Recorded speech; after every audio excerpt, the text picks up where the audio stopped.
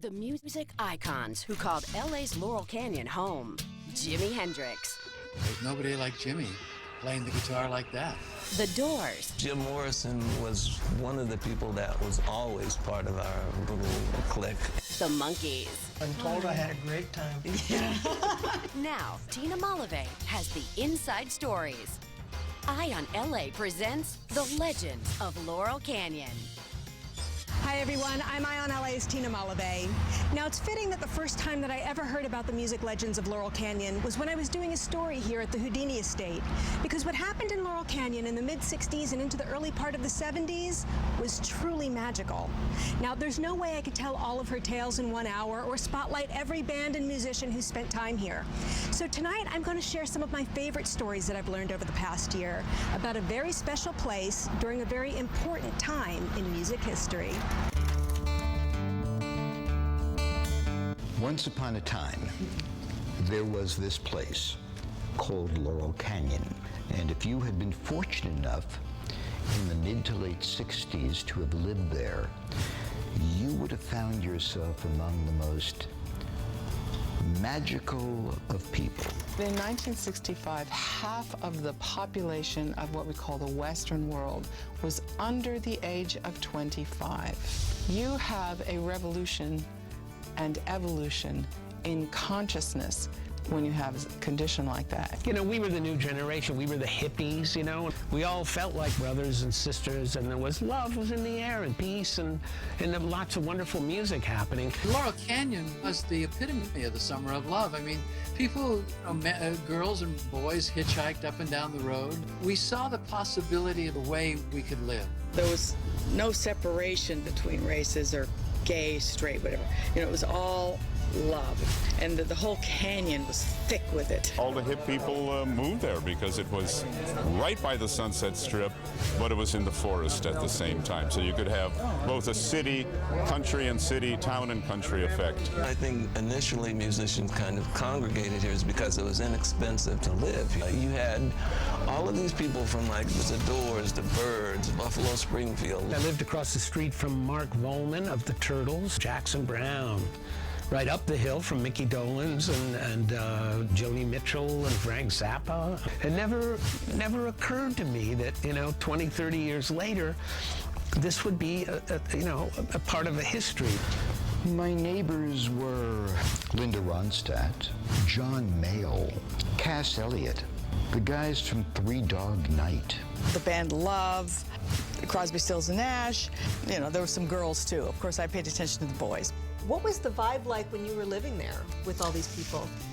Oh, I'm told I had a great time. You know, it just seemed normal to us at the time, but looking back, it was unbelievable. And from this open-minded forest, a quick thumb ride down the hill would put you right in the heart of LA's music universe. Sunset Strip was where you went to parade. We were all trying to play the same clubs. At night, we were all trying to get gigs just so the band could eat, either at the Whiskey or Beatolitos or Pandora's Box. The Whiskey A Go-Go was an amazing place then. You could see the best acts in the world at the time. We played the Whiskey A Go-Go with some band called Led Zeppelin, and nobody had ever heard of either one of us. You know, we were just two local bands at the Whiskey A Go-Go. In the midst of the Strip's exploding nightlife, a group of free-form dancers, led by the eccentric Carl Franzoni and sculptor Vito Palakis, known simply as LA's Freaks, elevated the club scene and are considered by many the creators of the hippie subculture. He ended up having disciples of like 35 different people. His wife owned a clothing store, and she made all of these hippie clothes. And that was the whole start of the hippie thing that happened. And they started going to clubs and dancing, and it was insane. People started coming to the clubs to look at the dance floor to see all of these strange, incredibly dressed, half-naked hippie girls and guys doing this insane dancing, and that was the whole start. It was during this time that another big change was about to take place, fueled by four long-haired musicians from across the pond. the Beatles really, they were the impetus for the change in music. When the Beatles played Ed Sullivan, first of all the folk groups saw that performance and saw that joyful music and said, you know, what are we singing about ox drivers for when we could be doing that joyful? And they wrote their own music and played electric instruments. So all the folk groups went out, electrified our instruments, and so did everybody. And you had the Buffalo Springfield Inn and the Byrds and these new kind of electric folk rock groups.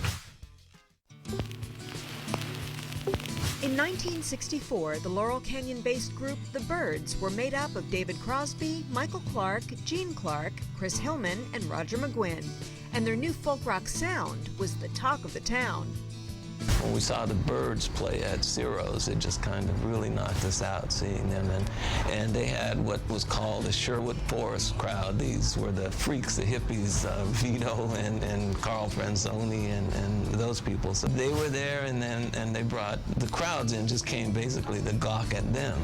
The Byrds also had their share of young gawking groupies, including a teenaged Pamela Miller, now Pamela DeBar, who would later become a member of the girl band the GTOs. I found out they all lived in Laurel Canyon and, of course, got all their addresses and would hitchhike to their homes and just sit out in front of them. I was in love with Chris Hillman, the bass player, and I finally got the nerve to go knock on his door. In those days, you could just knock on people's doors, you know, and just be cute and pretty, and they'd invite you in. That's what happened to me a lot in Laurel Canyon. It wasn't long before the rest of the country would become enamored with the Byrds as well. And in 1965, their take on a Bob Dylan song launched them into the worldwide spotlight. I mean, I remember when the Byrds finally had their big hit with Mr. Tambourine Man. It was like, yeah, great. I mean, our good friends, and finally they're on the radio. I can't believe it, you know. And then one by one, each person started getting played. When the Legends of Laurel Canyon returns, members of the critically acclaimed band Love reveal what kept them from worldwide fame, and the 1966 Sunset Strip revolt that inspired a Buffalo Springfield anthem.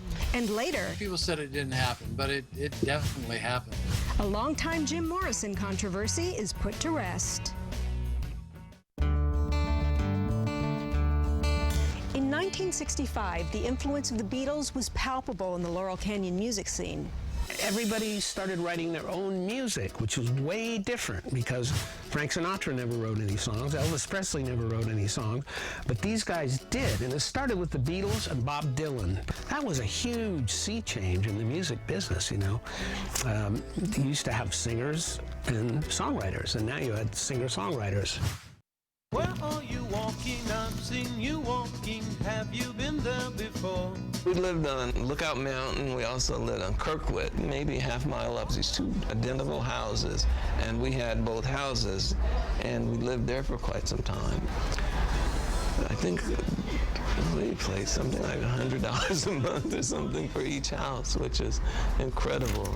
The whole area was inspiring, I think, because there was kind of a friendly rivalry where everybody wanted to do the very best that they could. Not for the money, it was just about the music, you know, and just about creating something and pushing the envelope. Founded by Arthur Lee and Johnny Eccles, along with band members Brian McLean, Ken Forsey, Alban Snoopy Pfisterer, and Michael Stewart Ware, the band Love was groundbreaking in many ways, including being one of the first racially mixed bands. We couldn't play lots of places in this country, like in the South, which had a huge rock audience, but being that we were a racially mixed group, we couldn't play there. Because of this, many of Love's album covers featured drawings of the group rather than their actual pictures. The places in the South, if you look at what was happening, people were being lynched and dogs put on them for trying to vote. So seeing a bunch of hippies from California coming there, they just weren't into that. So the red states were basically off limits to us. Just got out my little red book the minute that you said goodbye. But in LA, Love was all the rage. My little red book, I wasn't gonna sit and cry. Then I went from A to Z. I took out every pretty girl in town. They danced with me. And as I held them, all I did was talk about you. Hear your name and I start to cry. Let's just don't get it over you. Oh no. Arthur was always rather flamboyant. You know, he liked to be the center of attention. But Arthur was basically a poet. He would see things. He would see just the absurdities in life and would be able to put it down in words that, you know, made sense. And like the line, for everyone who thinks that life is just a game, do you like the part you're playing? That's a beautiful line. Though hugely popular on the West Coast, Love never achieved the worldwide success many believe they deserved. We were having problems with our record company. We'd been offered a really fantastic deal to leave and go with MCA, which was a much larger record company than Elektra was at the time. And they just were not going to let us go. And so we came up with the dumbest idea we could. We thought if we hooked them up with the Doors, they'll let us go. So we hooked them up with the Doors, and instead of letting us go, they kind of used the money that they would have used to promote us for the Doors. So basically we shot ourselves in the foot. But in the Love documentary, Love Story, Arthur Lee candidly reveals another reason for their lack of success: his unwillingness to tour outside of California. I had a good thing going on the West Coast, and actually, to tell you the truth, I was afraid to go somewhere else because I didn't know how it would be received. I was just 19 years old, mate. 20 years old, I didn't know it's all the same. There's nothing to be afraid of. We lost Arthur Lee to leukemia in 2006. Love's groundbreaking album, Forever Changes, is listed in Rolling Stone's 500 Greatest Albums of All Time, coming in at an impressive number 40, ahead of Meet the Beatles and Bob Marley Legend. And the Buffalo Springfield, their first song was Nowadays Clancy Can't Even Sing. Clancy was a little puppy that one of them had. Named after the Buffalo Springfield Steamroller Company, the Laurel Canyon folk rock band consisting of Dewey Martin, Richie Furay, Bruce Palmer, Neil Young, and Stephen Stills would gain worldwide attention with a song about protests and unrest on the Sunset Strip. It was just honestly an avalanche of kids from all over the world that came to Sunset Strip. And they basically would close the street down on the weekends. You couldn't drive on Sunset Strip. It was just like a love-in down there. From Crescent Heights to Doheny was just full of people walking. To the merchants, I think they looked like Halloween. Everybody was dressed up with hippie clothes, hanging in coffee shops with very little money, hogging tables. And they complained to the city council, and the cops started parking a big bus asking everybody for ID and arresting all kinds of underage kids. It was not unusual to go down to Sunset Boulevard and see 500 kids with their arms against the wall being frisked. Basically, it was open season on hippies. Anyone under the age of 18 years old remaining in the area will be arrested. The mounting tensions of a 10 p.m. curfew, combined with police harassment and the closing of the popular nightclub Pandora's Box, culminated in a November 12, 1966 protest that turned violent. I remember sitting by the pool once, and Stephen Stills came by, and he says, I want to play you this new song I'm working on, and he played For What It's Worth on the guitar, just sitting by the pool. Something happening here, but what it is ain't exactly clear. That was the anthem because it really did speak to what was going on the street, and it really was the hippies against the police. Which was ridiculous, really. Why not just let everybody, it was very peaceful, Why not let people have a good time and be happy? In August of '67, the Los Angeles City Council claimed the streets at the intersection of Sunset and Crescent Heights needed to be realigned, and Pandora's Box was demolished. The headlines in the LA Times read, "Hippies pout, politicians cheer." Buffalo Springfield would disband about a year later. Still ahead on the Legends of Laurel Canyon. The female attention that he got was like nothing I had ever seen in my life. Plus, and I'm like, that's the guy that plays the guitar with his teeth. How Jimmy James became Jimi Hendrix. And later, I could smell the peanut butter in his mustache from at least 4 feet away. just behind the Canyon Country Store on Rothdale Trail is one of Laurel Canyon's most famous pads, known as the Jim Morrison Love Street House. While living here with longtime girlfriend Pamela Corson, Morrison would pen lyrics to the Doors albums Waiting for the Sun and most of the Soft Parade, including the song Love Street about the house and the neighborhood. The lyrics, "I see you live on Love Street, there's this store where the creatures meet," is a reference to the Canyon Country Store just outside their window. World-famous groupie Pamela DeBar has a special memory of the house. We caught up with her on one of her rock and roll tours of Laurel Canyon. I used to stay with a friend of mine who lived right next door up here, and I heard the Doors music being played, and I said, who in the world has this pre-release Doors album, you know? So I would tip down all these steep stairs, and I peeked in the door, and it was Jim singing along to the end. It was pretty hot. I actually walked into the house and proceeded to do a back bend. So I had just learned how to do a back bend, so I was very, very proud of it. And I looked up, and Pam was looking down at me.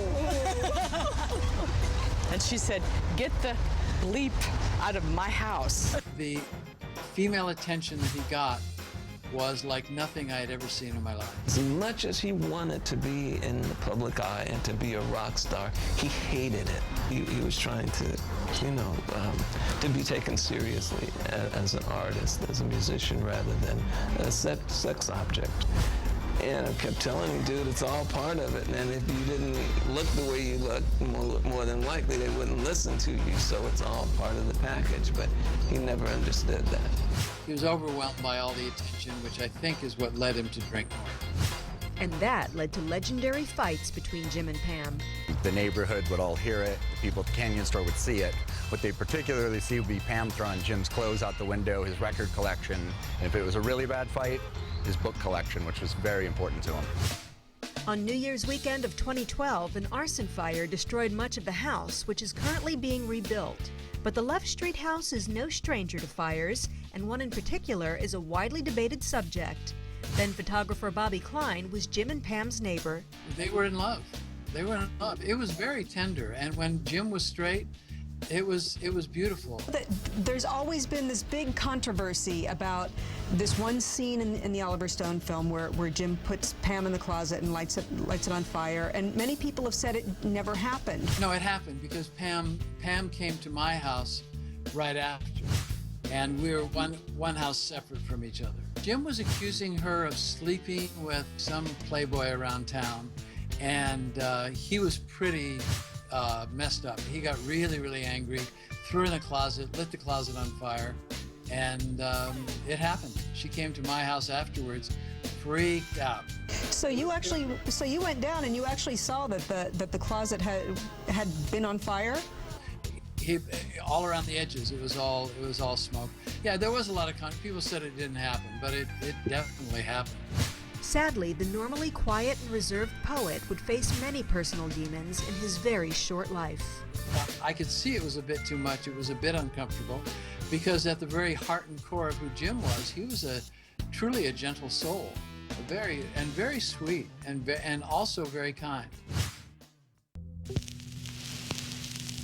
When I first met him, he was Jimmy James, and we were playing at the California Club, and he was playing with the Isley Brothers. The first day I met him, if he was playing my guitar, I walk in and there's a strange man playing my axe. And that's not something that musicians do to each other. You don't pick up a guy's axe, you know. He said, well, she looked so lonely sitting there, I thought I'd come and introduce myself. And so that was so cute that I laughed, and we became friends right then. Jimi Hendrix was very quiet. People say, what was he like? He was like a little boy. Very shy. Very shy. You'd read it as insecure, except the moment he stepped onto the stage, it was magical. When we knew him back in the day, he wasn't very good. He was just kind of a journeyman guitar player like so many others were. And then he started adding effects, a wah-wah pedal and other things that were not initially made for guitar. And everybody thought, nobody wants to play that one. But he saw something different in it and was able to actually utilize the sounds of it. I looked at it as, a piece of crap, and he saw it as, a tool. So I have to give him all the props because he deserves them. I'm the one that did suggest that he open for us. I'd seen him actually in New York originally as a sideman. And then months later, I'm at Monterey Pop Festival, and all of a sudden, the Jimi Hendrix Experience walks out, and I'm like, that's the guy that plays a guitar with his teeth. I recommended to producers, because we were looking for an opening act at the time. He was the opening act for our first tour. It was strange. I mean, nobody knew who he was, and the music, of course, is very different. And when Hendrix hit the stage, we want Davy, we want the monkey, Peter, Mickey, Dave. And they were booing and on, and you know, anybody can get hurt by that. And he threw the guitar down and left the stage because he left the tour. do you remember the moment where you heard him and you thought, wow, he's not just a regular guitar player anymore? I came to the Whiskey and he was playing there. And we didn't know it was the same Jimmy James. This was, Jimi Hendrix, and we didn't know him. That was so Arthur and I went in and said, oh man, that's the dude from the California Club. And he's playing and he has all of these people that just, rapt attention. And we thought, wow. Where the hell did he get this from? He went from here to here in just, a matter of a few months. And, I asked him about it, and he just, witch hit it, man. That was his answer. He just practiced. I don't know. The stars lined up for him, and he was supposed to be Jimi Hendrix. Up next. That was the thing that was going on in the middle 60s, the monkey auditions. The door opened and in walks Peter, totally naked. And an intimate look at Mama Cass. Her struggle and her triumph really give people hope.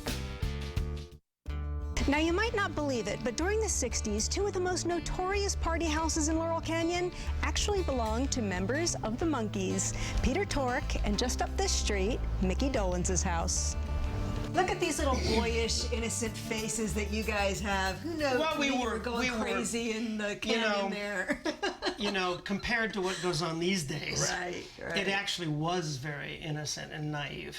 That was the thing that was going on in the 60s and the middle 60s, the monkey auditions. That was a buzz in the air. Everybody was going down. And then very famously, they auditioned Stephen Stills. This would have been before the Buffalo Springfield, but he had a tooth, a kind of a snaggle tooth. And they said, well, your tooth isn't right. And he said, well, let me send my roommate down. And that was Peter Tork. Of the four Monkees, two of them were true musicians. One was Mike Nesmith, who wrote and sang, and Peter Tork. The other two were more showbiz people. Davy Jones playing the Artful Dodger, plays in England, musicals. And Mickey Dolenz had been in Circus Boy. Those were the two seasoned entertainers. In the book, Canyon of Dreams, The Magic and Music of Laurel Canyon, author Harvey Kubernick's inclusion of the Monkees was initially met with some resistance. When I did the Canyon book, there was some discussions about why are you giving so much coverage to these people? I said, you can't ignore that the Monkees were on the radio from late 66 to 1970 or whatever it was, constantly. Forget the TV show. The songs are just so good. Well, the Monkees was not a group. It was a television show about a group. In fact, very similar to Glee. But all the members of that cast can actually sing, and they can dance, and they can act, and they can perform. Well, that's what the Monkees was. It exposed me to the songwriters behind the music. There's a guy named Neil Diamond he wrote I'm a Believer. And in Voice and Heart, who wrote some of the biggest hits. And another Laurel Canyon icon as well. This is Carole King. She'll be writing some songs for you, and it was just her and a little grand piano and an old Wollensack tape recorder. But it was Peter and Mickey's homes that were the talk of Laurel Canyon. Yeah, he had a real commune going. Jimi Hendrix lived there for a while, didn't he? Yeah, Peter had a very different lifestyle. His was very bohemian. Mickey's former wife and still close friend, Samantha Dolenz, remembers all too well. And Peter looks naked. Yeah, well, I only barely went there. Because a bit too much, public there. I mean, they were all running around naked. But they were hippies. They were all lovely, though. But it was more from a yoga sense, you know, and a sort of, hey, it's just that natural sense, you know, that, hey, it's a body, big deal. One time there was a cocktail party on the road, and in walks Peter, totally naked. It was from that sense of, hey, I'm a child of God. I'm not ashamed of my body. Be natural. I was born and raised in LA, so I knew Laurel Canyon like the back of my hand. The place I moved into looked like you're in the middle of the Rocky Mountains. It was an old cabin a Disney animator had built. So it would start out on a Friday night as a little cocktail party with some food, and Monday morning people would still be, wandering around the garden naked, falling into the pool. This is a perfect example of why Mickey says he doesn't remember a lot of. But there was a night Mickey recalls very well when singer-songwriter friends John Lennon and Harry Nilsson were hanging out at his place. All of a sudden somebody called and said Brian Wilson's coming over. And he hadn't been out of his house for years, months. This was during the period of time when Beach Boy Brian Wilson became reclusive after suffering a nervous breakdown. Sure enough, a limo pulls up and Brian gets out with his bathrobe still on and his flip-flops and comes in and sits in my little recording studio and with John and Harry and a bunch of people. And he started playing this Beach Boy lick kind of thing, the California's on the beach and the and we just kept going over and over. And the California's and the beach and everybody's playing along and they're looking at each other and finally John says, "All right, Brian, go to the bridge." They're basement tapes. I still have them. And You still have? Yeah. When was the last time you listened to some of these tapes? Here's a couple of those tapes that I was mentioning to you, and I just got them transferred. I haven't even listened recently, but this one, it says up here, Brian Wilson, Harry, which would have been Harry Nilsson, and Keith Moon at some party in my basement. Wow. And this one just says John and Harry, with John Lennon and Harry Nilsson. Oh, I haven't listened to these in 40 years, and I have no idea. A bunch of rubbish. Well, if you do the viewing party, will you give us a call? I shall. Absolutely will. Just as the Monkees were forming, two folk groups out of New York were disbanding. The Journeymen, featuring John Phillips, and the Mugwumps, which included Denny Doherty and a force of nature named Mama Cass Elliot. The musically brilliant John Phillips decided he would create a new trio with Denny and his beautiful new wife, Michelle Phillips. But Cass Elliot was determined to make it a quartet, no matter how much John protested. It's true that John did not want my mom in the group. John had a certain visual in his brain of what this should look like, but he had this really beautiful wife, and I think that he really wanted that type of a look. And my mother didn't necessarily fit that mold. Was it a little discriminatory? Possibly. So Cass headed west to LA and wound up in an unusual place. Is it true that she actually for a time lived beneath the Canyon store? Yes, before she formally moved to Laurel Canyon and later on Woodrow Wilson, she was a tenant to the Laurel Canyon store.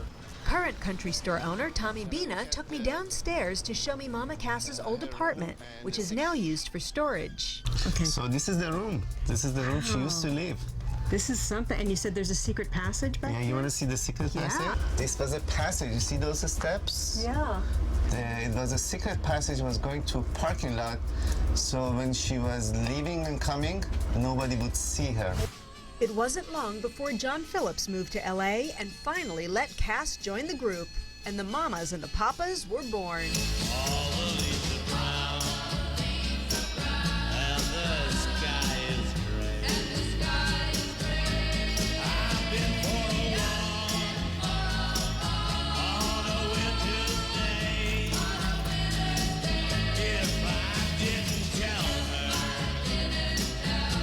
My mom's home was really the center of a lot of happenings in Laurel Canyon. She was famous for putting people together. She was very friendly, very funny, very hip and witty, and she would meet these guys and say, well, hey, I'll introduce you to my friends, So she met Eric Clapton when he was with Cream, didn't know a soul in LA, and he's very shy. And she said, well, come to my house tomorrow afternoon. I'll have some friends over and we'll have a little barbecue in the backyard. Among Cass's friends that day was David Crosby, who brought along a singer he had just found in Florida Joni Mitchell. She invited Mickey Dolenz to come, and Mickey brought his camera, 16mm camera. Throughout this whole afternoon, I was photographing the stuff going on. Mickey was filming away. And so years later, I thought, oh, Mickey, you must have some great shots. Probably there's pictures of me photographing Eric Clapton and Joni Mitchell. And he said, no, not really. And if you look at the footage now, it's just ridiculous. It's flowers and the dog and beer cans and the ashtray, and I'm like, you know, Eric, move! And I got all this 60mm footage of like rack focus from the flower to the cigarettes. Sadly, there's no footage of the actual icons from this historic day at Cass Elliott's house. Thanks, Mickey. Even though she had to really, really, really work hard to make people accept her for who she was, they did. Right. And I think that her struggle and her triumph really, really give people hope. Do you recall the moment when you found out that you'd lost your mom? I do. I was, my mom was in London when she passed away, and she had just completed a 2-week engagement at the Palladium. And she had sent me to live with my grandmother for the summer. I remember coming home early from camp and my grandmother sitting me down at the table and telling me that my mom was gone, and that she was never coming home. I remember it being very difficult to accept and believe, because she traveled so much for work that there was a part of my brain that, you know, tried to convince myself that it was just another trip and that she was going to come home. I then asked Owen a very difficult question: if she would put to rest the cruel myth of her mother's death. It's okay, because I feel like since I've really been out there talking about it, the accuracy of the Google hit has actually changed a little bit. And you don't, when you Google Mama Cass Elliott or Cass Elliott, you don't always come up now with that she died of a ham sandwich. What you come up with more than often is she had a heart attack. The real story is that she stayed up for like, you know, 36 hours and went to a bunch of parties and celebrated this, you know, milestone where she had actually, for the first time, been billed as Cass Elliott and not as Mama Cass. And that was something that was hugely important to her, that she have an identity outside of just being a mama. Although she loved being a mama on many levels, she wanted to have people know her for her. Dream a little dream of me. Da, da, da, da, In the fickle world of music, it wasn't unusual for bands to break up and its members to regroup with other musicians. But in 1968, two very special relationships formed, and they would make a lot of beautiful music together. The Crosby, Stills, and Nash blend had been brewing for a while. Stephen put together the Buffalo Springfield, and then of course David Crosby was in the Byrds. But fighting within the groups caused Stills to leave and Crosby to be kicked out. So the two decided to form their own short-lived group, the Frozen Noses. It was during this time that Crosby, on a trip to Florida, discovered a fair-haired Canadian folk singer named Joni Mitchell. So impressed by her musical brilliance, he brought her back to LA and over to Mama Cass's house. Rose and flows of angel hair and ice cream castles in the air. And Joni sat there under a tree playing her entire first album. They were just recording it at that time. No one knew her, no one had heard of her. Joni was a triple threat: an angelic voice, a poetic writer, and a uniquely accomplished guitar player. And Joni plays in a particular way where she tunes the guitar to a chord, and then she just frets straight across, and it's the strumming. And Eric Clapton was fascinated by that, just staring at her fingers, you know, and we were all just mesmerized by these beautiful songs. With Joni moving into the neighborhood and Crosby and Stills singing together as a duo, Mama Cass made a connection that would make music history in more ways than one. Mama Cass knew they needed another voice, even if they didn't. And she also knew that Graham Nash was not very happy in the Hollies. Nash had much success with the British pop group The Hollies, but was frustrated that they wouldn't record any of the songs he wrote. So she got Graham Nash to come over to David Crosby's house one day and meet David and then Stephen, and they famously sang together. The first song they sang together, they knew. These people at the time all had their own cult followings. And since everybody loved the Byrds, the Hollies, and the Buffalo Springfield, why don't we all investigate this together? And it was a match made in harmony heaven. Almost. You know, Stephen is a Capricorn, and they're pretty stubborn and tenacious. Crosby is a Leo. It's kind of the royal son, the young prince, you know. And they pissed each other off, you know. Graham is certainly the guy that holds it all together. He's the gentleman in the middle. Along the way, another Buffalo Springfield member, Neil Young, would also become part of the group. Sometimes. Yeah, I mean, and then Stephen and Neil famously were always having a fight, and Neil was always leaving the group at the end of the day. When you're Crosby, Stills, Nash, and you're making that kind of music and that kind of harmony, that triumphs over all the petty things, the little tiny things that, you know, that bug you about the other guy. Just prior to Crosby, Stills, and Nash forming, another relationship blossomed between Graham Nash and Joni Mitchell. Those two people found each other. They're both such wonderful, sweet souls and such great artists, both of them, Graham and Joni, exceptional people. And they found each other, and it was very sweet and very beautiful. It seemed perfect. It seemed like just like it ought to be, you know. I do remember hanging with Graham when he lived with Joni down the street. They were literally, I could almost see their house from mine. It's a very fine house. It was a lovely little, very fine house with a cat and the thing and the fire. Our house is a very, very, very fine house with 2 cats in the yard. Life used to be so hard. Now everything is easy 'cause of you. Sadly, the relationship wouldn't last. The song Willie on Mitchell's Ladies of the Canyon album and Nash's song Simple Man both speak of the relationship's demise. Though this group of relationships came with tumultuous times and heartbreak, Joni Mitchell, Crosby, Stills, Nash, and Young have given us some of the most beautiful music of all time. When the Legends of Laurel Canyon continues, he was actually the guy that every single musician looked up to and said, this guy is an absolute genius. Laurel Canyon was home to many music icons who would leave their marks on the world, but there was one in particular who was unlike any other, and the impression he left on everyone he touched was truly unforgettable.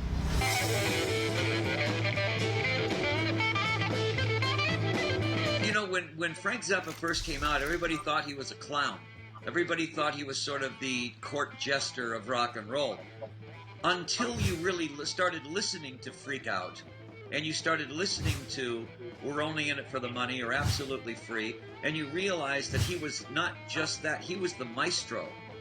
He was actually the guy that every single musician looked up to and said, this guy is an absolute genius. We learned quite a bit from him. He was older than us by a few years, but he was wiser even than his years, would show. He was also very mysterious and enigmatic. And if you could make him laugh, it was like the sun came out all over the world, He would beat his knee, and if you could crack him up, it made your day. Because you wanted to impress him, because he was so impressive. What do you do for money? I have a rock and roll band. And right by his side, his female counterpart, Gail. That's a couple that took a lot of hits for a lot of people. They were both on the front line, defining society through behavior, clothing, being independent, starting labels, reissuing people. I admired that marriage from a distance because even Mark Volman tells me Gail helped make Frank happen. And I know she's still the custodian of his music estate. Oh, that's true. Yeah. Well, and still, she's the mama lion of rock and roll. What do you do for money? I have a rock and roll band. Right. So the first time that you encountered Frank, what was the experience like for you? Well, what was it like for me? There are moments in your life, and especially when you're young, where the universe speaks to you directly and there is no ignoring it. And this was one of those times for me because I was introduced to Frank and I could smell the peanut butter in his mustache from at least 4 feet away. Okay. So I'm like, oh, I don't know what this means, but here he comes. And he walked over to me and didn't stop walking. And I thought, well, I'm not going to back up. And he put the briefcase down between my feet and said, "You're cute." That's it. I think the term is in love. I don't know how else to describe it. They were married 1 week before daughter Moon Unit Zappa was born.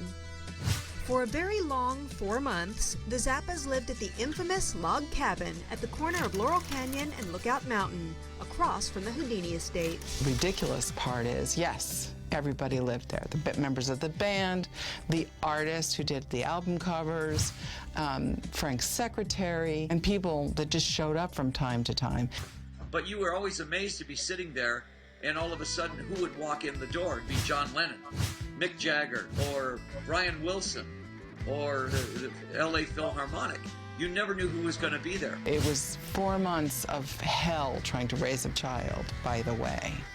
But other than that, it was interesting because, you know, some of the people that showed up, and also horrifying because of some of the people that showed up.